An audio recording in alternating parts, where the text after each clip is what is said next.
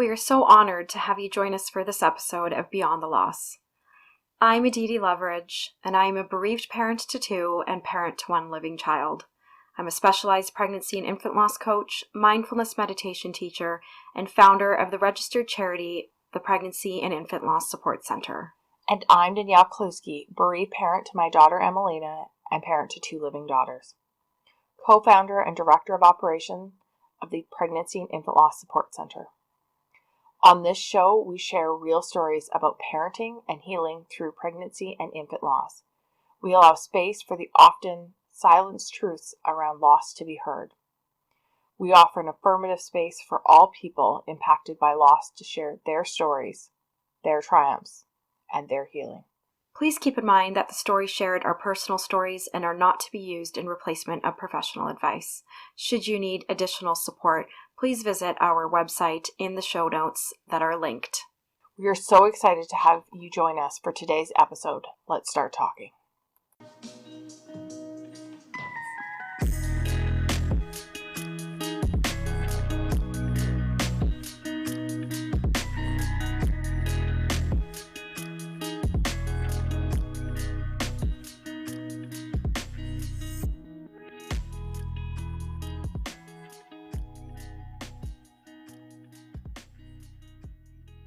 Hi, everyone, and welcome back to Beyond the Loss. Thanks for joining Danielle and I today.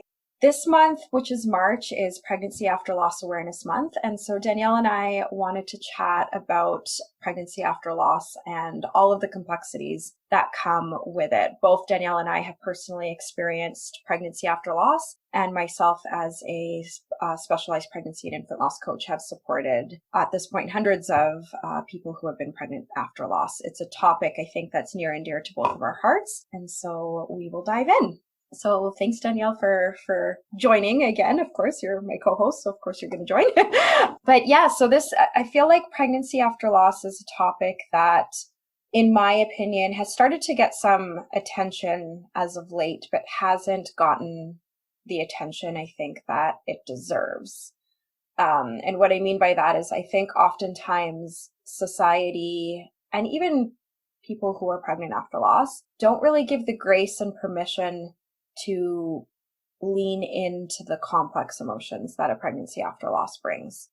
Do you mind sharing a bit about what you experienced in yours? Yeah, I would love to, because you're totally correct. I truly had no idea what the complex emotions I was getting into going into that pregnancy after loss. For myself, my daughter Emelina passed she was born still, and it was due to a cord wrapped around her neck. And when I had inquired prior to getting pregnant to my doctors and my team, I was told, well, there's really nothing we can do to stop this. It's not something that is treatable or preventable. I have small babies with long cords. It's a risk that I would take. So I went into the pregnancy. I waited over a year to get pregnant after Emelina passed because I needed to be in the mental state, I thought, to be able to manage the pregnancy. And why I mean I thought I was prepared. I thought I was prepared to go into this pregnancy to deal with all the emotions I thought I would have. I kind of prepared myself that this could be another stillbirth. We prepared, like our whole family was prepared this could be a stillbirth because we knew what the risks were. And then because we thought it might be another stillbirth, I didn't bond necessarily with my daughter that I then had, my pregnancy. I didn't bond in that pregnancy. I was very disassociated with what was going on. Everything I did was just like, okay, I need a stroller, so I'm going to buy a stroller. I need to go through all the baby clothes that we've been storing for the last year and a half. Let's do that. Like everything was step by step, very matter of fact, but nowhere was I excited. There was no baby showers. There was no celebration. It was just, let's get through this. And when I was going through this and I was like searching for people that were pregnant after loss, I was finding very mixed messages. One message where people were saying, oh, we're pregnant after loss. This is so amazing. And they're putting all these, like, this rainbow over it. Mm-hmm. And yet I was not feeling the rainbow. I was feeling very afraid, very stressed, just, I was in that grief period still.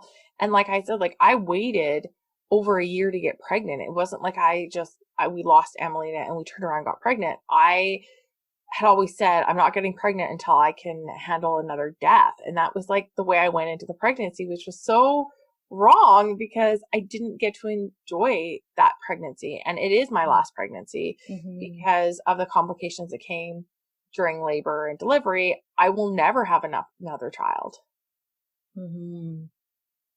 Yeah. And I resonate, even though you and I have not experienced similar losses, I resonate so much with, well, everything that you said. And also for me, my living child, was my third pregnancy, and my living child is going to be my only living child. We're not having children, for a number of different reasons. And yeah, I was so, just like you, I was so disconnected. And it really makes me sad every single time that I think about it, because I look back on that period in my life, and the only, pregnancy, the last pregnancy that I'm ever going to have, and I can't recall anything, if I'm like being honest. And as a parent, I don't think any one of us wants to admit, but I don't recall looking back on that time with anything other than negative feelings.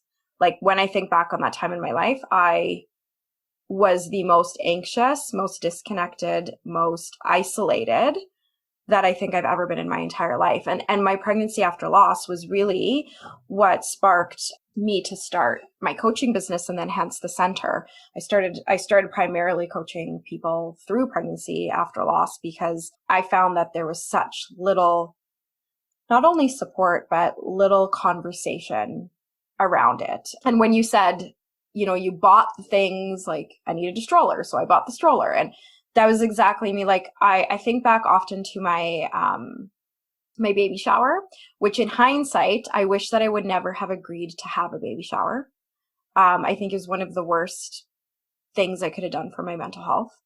I remember the night before my baby shower, there was like reduced fetal movement. Not enough that I felt like I needed to go in to the hospital or anything, but enough that it kept me awake all night. So the day of the baby shower, I was exhausted. I was anxious. I was disconnected.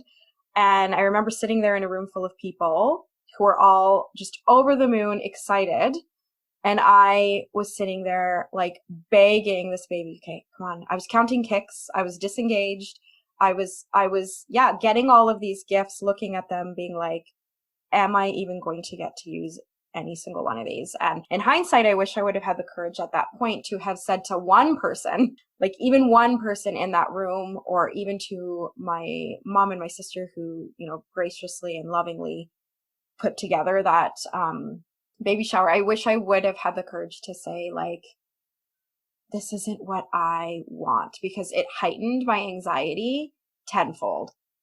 Because I think, for me anyways, and I don't know, Danielle, if you can relate, for me and many pregnant after loss clients that I've spoken to, there's like all of the emotions that you feel, but then in inviting other people into that space and that excitement of, yay, we're going to have a baby, it's almost like you have this added layer of, I don't want to experience a loss because of course that's going to kill me. Like it's going to be horrible for me. But you always think about everybody else too. Yeah, I totally can relate, because I had a child who at that time was 8 turning 9.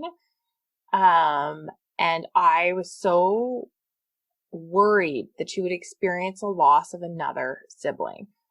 And so it was like, I was always on this fine line of like celebrating for Kat, my daughter, my living child that I'd had, but then not celebrating because I wasn't in the mood. And so it was like, we were constantly going back and forth with like, where do we fall? And like, do I celebrate so that she's happy, or do I like not? And it was like, I don't know, like I was constantly on this like wavelength of, I don't know where to be. And I was super sick through my whole pregnancy. The more pregnancies I got, the sicker I got, the more complications. And I don't mean like complications as in like doctor complications where I need to go to the doctor, but I mean like physical, like my hips were hurting, my physical well-being of my body was not great. So I was constantly on like this wavelength of like how, like, I'm so thankful I'm pregnant and this baby is alive, but I'm so ill and I'm so uncomfortable and I'm trying to parent a living child while I'm going through this pregnancy, and I'm trying to prepare us both ways. Like maybe the baby won't come home, to the point where we didn't do like a nursery. I set up the bare minimum items that we needed so that if this baby did not live, my husband or somebody could come home and pack it all up and we wouldn't have to deal with taking down a nursery again. That's how I dealt with the whole pregnancy, was like, if this baby doesn't live, this is what we're going to do. I wasn't prepared necessarily to bring home a living child. I wasn't prepared to bring home a living child that was healthy.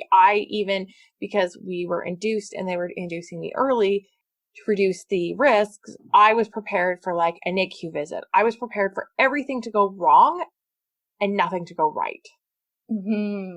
Yeah. And that is like the worst way to go into a pregnant, like to experience 9 months, is to constantly be worrying about the negative, not the amazing piece of this baby coming home. And yeah, I totally agree. And like for me as well, like you said, like I mentioned, right? I was sitting in my baby shower, kind of, counting kicks, just disengaged, right? And I became obsessed with counting kicks, right? Obsessed.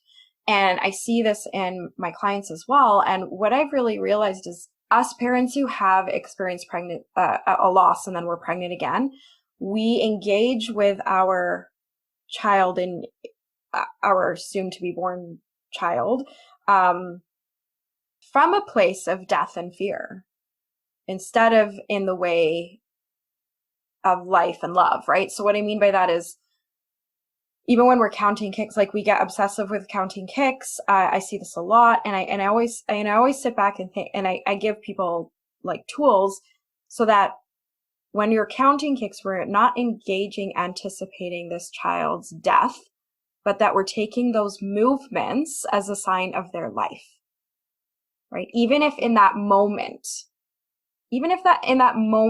they're moving, that's a sign of their life. And we should be connecting to that instead of connecting with the anticipation of their death. Yes, 100%. And that was, I think, for me, the most shocking part of my pregnancy after loss, is how much I connected in anticipation of this child's death. Yeah. Like looking back, going through it, I didn't realize that that's what I was doing.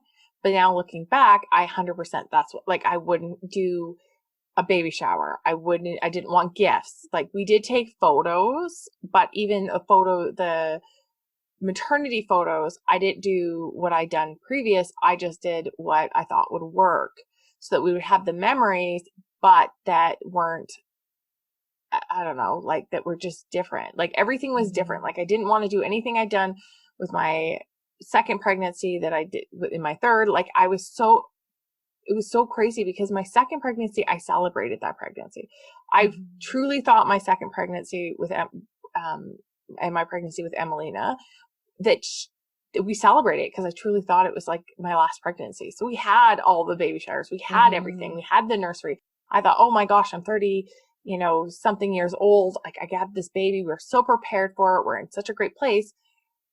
And then she passes. And then the next pregnancy, I don't even look to celebrate it. I just do everything to anticipate the death, because again, like, every time I talk to a doctor or an expert in my field, they were like, well, like, there's risk there and we can't mitigate the risks. And I'm the type of person, and we know it from the work I do within the center, I'm always mitigating risks. I'm always looking at how best what's our fallback plan? What's this? And in pregnancy, there is no fallback plan. No.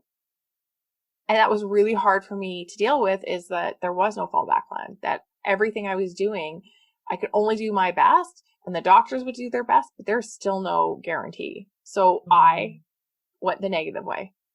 And I really wish I would have gone the celebration way, because that's what that pregnancy deserved. Deserved the celebration that my other two pregnancies had, regardless of the outcome. Yes, and I love that you say that because I say that all the time, regardless of the outcome. Because again, hindsight is 2020, and I I didn't get maternity pictures, and this was my only living pregnancy, and I don't have a single maternity. Like I took, the selfies of my belly, like progression, but even that, it was like I became obsessive with that belly progression, right? Like in the pictures, if I didn't look like it had grown in the week, then I would get anxious and disconnect more and obsessively Google. And it was a dark time, but and now like I look back, and regardless of the outcome, that pregnancy deserved to have. I'm not saying when you've experienced loss, you will never ever get to the point in which you're entirely celebratory in a pregnancy after loss. You won't. No. But I wish I would have allowed myself the grace and permission to lean into some of those moments of joy and celebration, like getting maternity pictures, right? Because regardless of the outcome, I would have loved to look back at that time, remembering how my baby was held in love. Yeah, and I think that's the one thing I'm so grateful for is that with my first pregnancy, I was young. I didn't want maternity pictures. I didn't want that memory. When we went into Emelina's pregnancy, I had done things very different. I wanted to celebrate the pregnancy because, like I said, I thought this was my last pregnancy. So I took those maternity pictures, and those pictures are pictures that we use to celebrate her all the time. Yeah, I love those pictures. I've seen those pictures and they're stunning. They're stunning. And now I go, oh, why didn't I get those with Natalia? But at the end of the day, at least I knew I celebrated Emelina through her pregnancy. And in hindsight, I wish I would have done the same thing with Natalia, which is my living child. But I also feel like, you know what? I'm not going to worry about what I didn't do. I'm going to focus on what I can do moving forward. And I'm going to celebrate my kids living or past with love. Mm-hmm. Right? So I've also had to we have to give ourselves permission to realize that even though we made those quote mistakes or we did something differently than we would do now, that's okay because we're only all trying, we were only doing the best. You were doing your best and I was doing my best to get through a time in which we were really scared. Yeah. Yeah, really, really scared, right? And what I hear from both of our experiences and from lots of people who are pregnant after loss experiences there, that disconnection. I think that's the biggest piece is because once you've experienced loss, you move through the world differently, right? We know this, and we life gets filtered through a lens of loss, right? So you will never ever be able to naively move through a pregnancy after loss now, knowing that death can happen, that loss does happen. But in knowing that, we disconnect, right? We disconnect from our pregnancy, from our baby, from ourselves, often from our partners, from family members, from friendships. Like I disconnected from numerous friendships. Like I had one good friend at the time who got pregnant while I was pregnant. They weren't trying. They basically looked at each other, got pregnant. She was even, contemplating if they were going to keep the baby because, there was a lot of stuff. It was unexpected and I completely supported that. But it was so hard for me to be around her because to me, and I don't know everybody's story fully, but to me, it felt like it had just come easy. And I was I wasn't that, right? And then yes, she birthed and was able, natural birth and breastfed like a child. Like everything from my perspective came very easily to her. And I couldn't be around her. And I remember feeling really, really guilty about that I couldn't be around her. Cause I was like, what kind of person am I? Like just feeling sorry for myself. But I now realize that I just couldn't be around her and it was okay to not be. Oh, and I relate so much because my sister was pregnant at the same time I was pregnant. Oh, that's hard. And so I've had two sisters and both I've been pregnant with at the same time. My first pregnancy, my second pregnancy with Emelina, one of my sisters was pregnant and gave birth to my nephew. So while I gave birth to a still child, she gave birth to a live child. So here I am pregnant again and with another sister. So with my youngest sister. And again, through this whole pregnancy, I'm going back and forth with okay, well, we're both pregnant. So now one of our babies has to die because it happened before. So it's not that I wanted it, but that's where my head would go. And then she's celebrating her pregnancy and I can't even be happy for her because I just keep thinking like, well, then my baby, if her baby comes out live, then my baby's got to come out dead because that's what happened before. That did not happen. But those were all the scenarios that I made up in my head. And so when my niece was born, I sent I sent gifts because we don't live in the same province, but I really didn't want to connect with my niece for a very long time. And it's challenging when your sister, that was her first birth and her only birth, and I didn't want any part of it. Yeah. Because because I'd already experienced a loss with one of my sisters pregnant. So in my mind, it was going to happen again. Yeah. Yeah. And I think we need to, as bereaved parents, we need to allow ourselves that grace to go, okay, like, it's not that you were like a shitty sister, right? Like you weren't. And I'm sure that you love your niece now. Oh, I'm sure that you've bonded with her when it was safe, when it felt safe for you to do so. But at the time, it's like, we have to, like, I was surviving, right? Like literally, I was trying to do my best to literally survive every day of my pregnancy after loss. And I had to do what I had to do in order to survive every day. And some of that was pulling away from people that I found really hard to be around, not because I was not happy for them. I was very happy for them, but I was sad for me, right? Yeah. I was sad that I was so disconnected from this pregnancy and couldn't lean into those celebrations and joys that other people get to.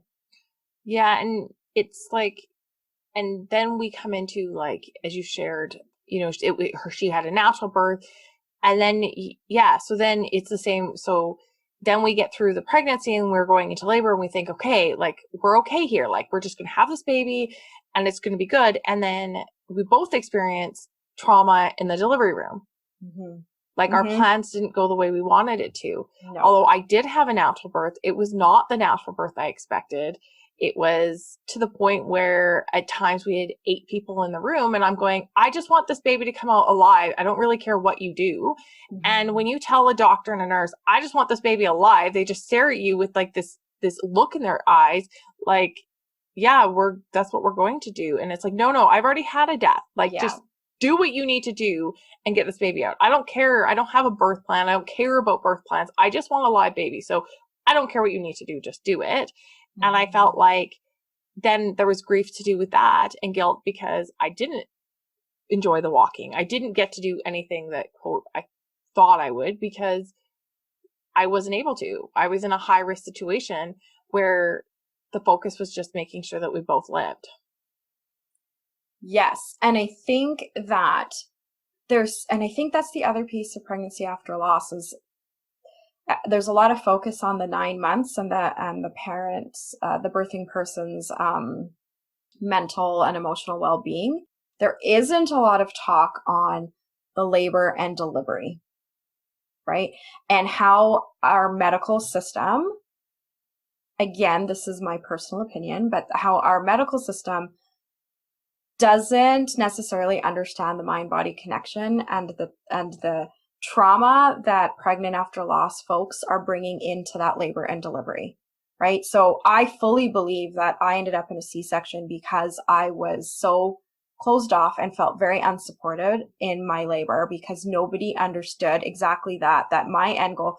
I literally was like so terrified that this was going to end in a loss. The whole time I was in labor, they kept checking baby's heart rate and all I kept thinking was, oh my gosh, like they're alive for now, right?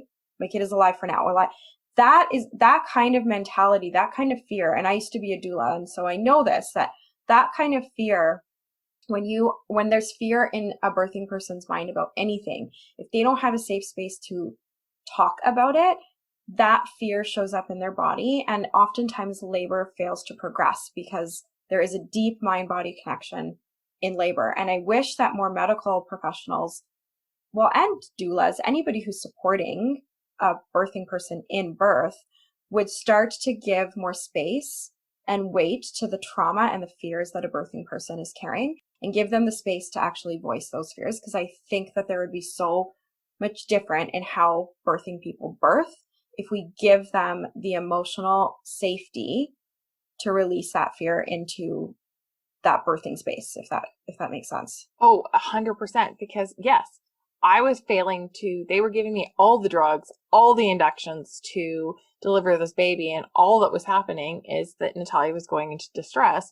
And so it got to a point where they're like, okay, well, we're going to give you an epidural. And my husband's like, no, she doesn't want an epidural. Like, this is the third pregnancy. She doesn't want that. And I had to look at him and I'm like, if they're telling me to get an epidural, I don't really care.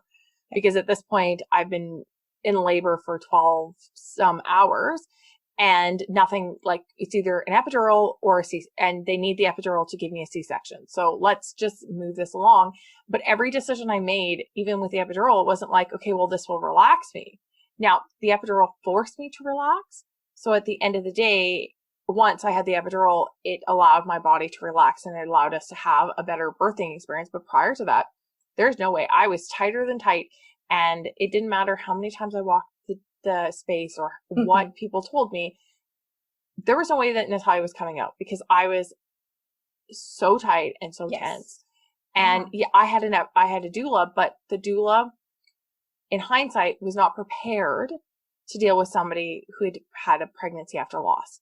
And that was where I was at. They were very supportive for my partner, but they were not able to, like,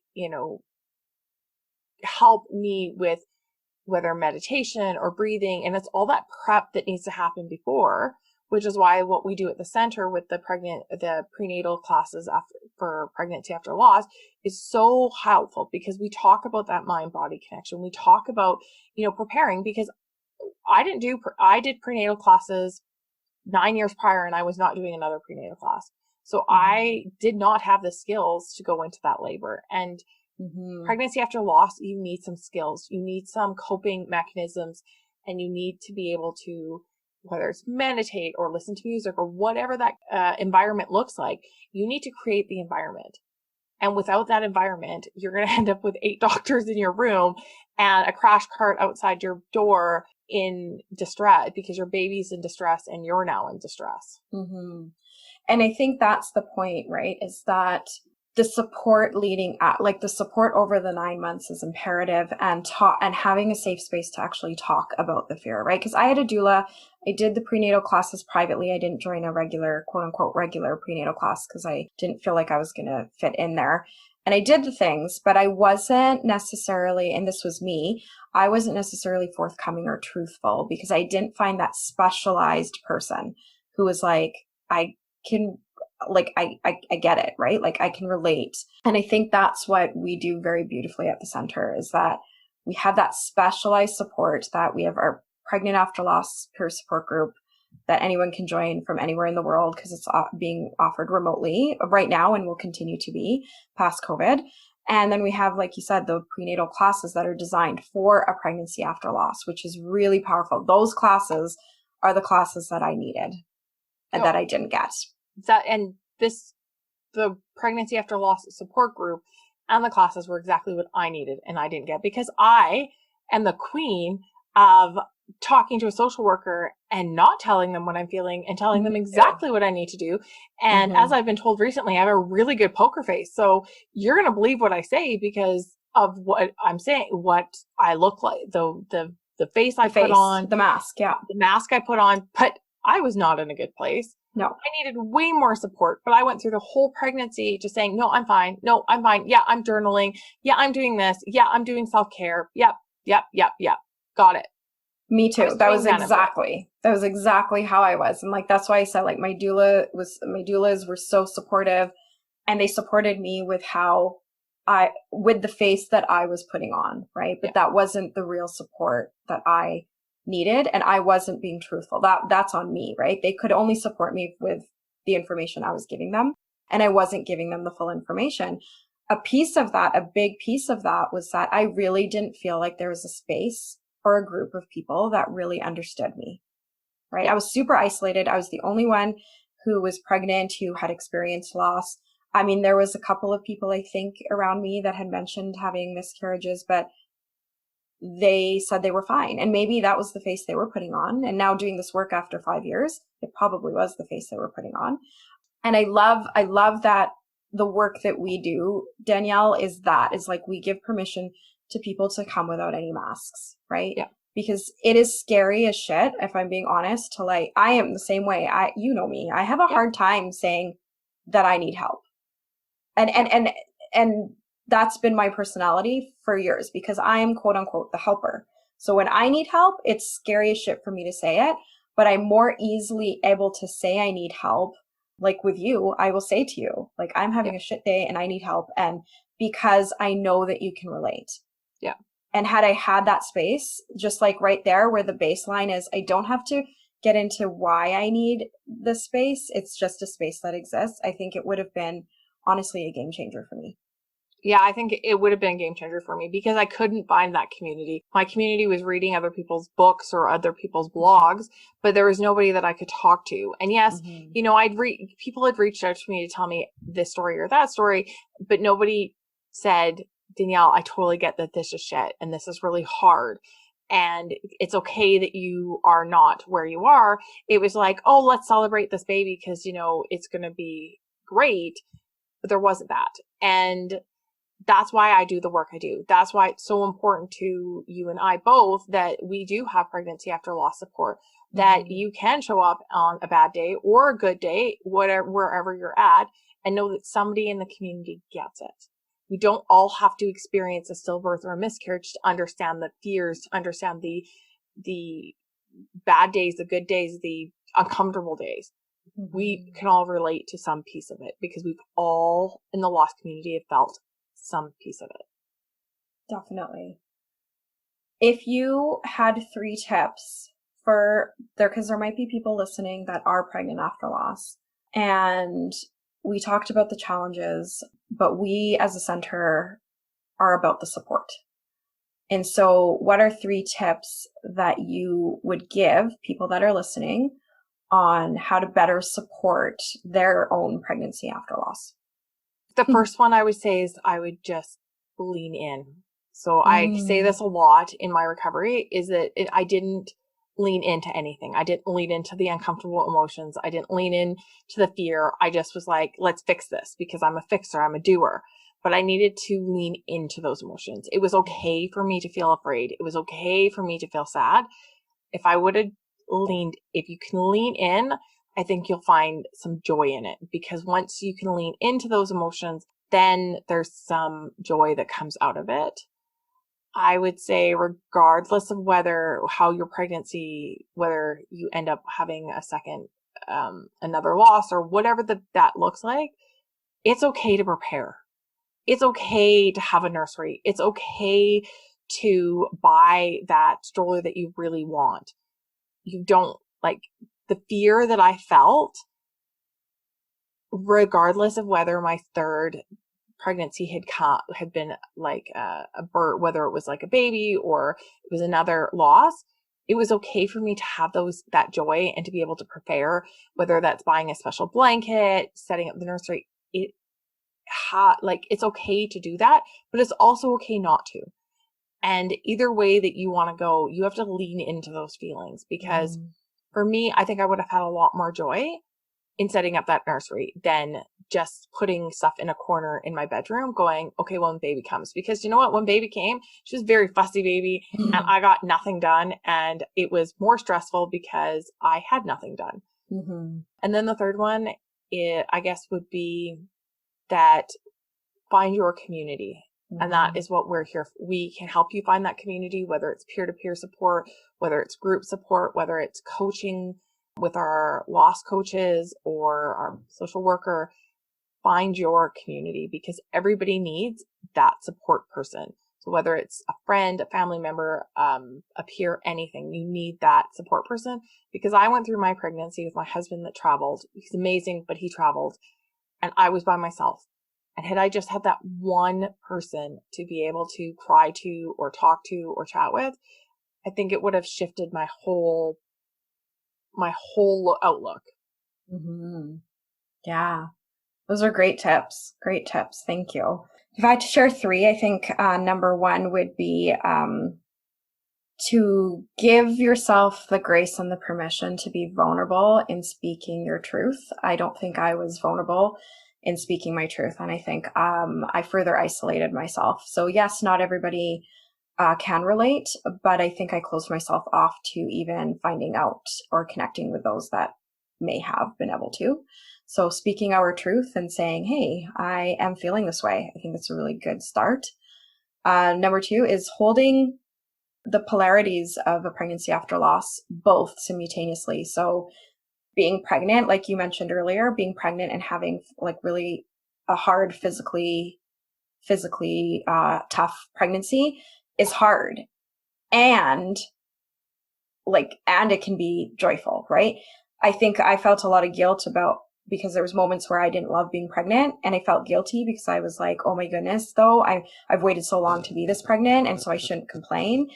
But I can feel joy, and it can be hard, and I can feel excitement, and I can be grieving. I can feel, like all of these things, like we can hold all of the emotions together. We don't need to be holding only one. That would be my other piece. And then the last one would be, I say this a lot to my clients, is see where you can take the caution off. So I proceeded with a lot of caution, and that caution prevented me from getting maternity pictures, things like that done. We do that because our minds think that if we protect ourselves from getting attached, that if and when that outcome is that we lose the pregnancy, it won't hurt as bad. And we know that that's not true. We know that protecting ourselves will not protect us from the pain of falling. But what it does protect us from is it protects us from feeling any moments of joy in the pregnancy. And so my advice would be, no matter how small, take one layer of caution off. So whatever that looks like for you, whether it's, to tell that one person that you haven't told, or to buy that one item that you really want but haven't because you keep going back to, it'll hurt more if I have to return the item. Do it, because it starts to signal to your mind and your heart that it's safe to lean in. Like you said, it's safe to lean in, and we have to get our mind and heart to really fully believe that. So that would be my tips for folks. So as we mentioned, we have a bunch of pregnancy after loss support through our charity, all of which are free. So we offer a pregnancy after loss peer support group. We offer prenatal classes that are also free and remote, so you can join those from anywhere in the world. And we also have our pregnancy and infant loss support helpline, and that helpline is for people at every stage of the loss journey, including pregnancy after loss. So if you are wanting to connect for more support, please visit our website. Our website is in our show notes, as well as our helpline number. We can relate, and you're not alone, and it's okay if there's some challenges in this pregnancy, and we can help support you through it. So thank you, Danielle, for sharing, and thank you everyone for listening, and we hope to see you on our next episode of Beyond the Loss. Bye.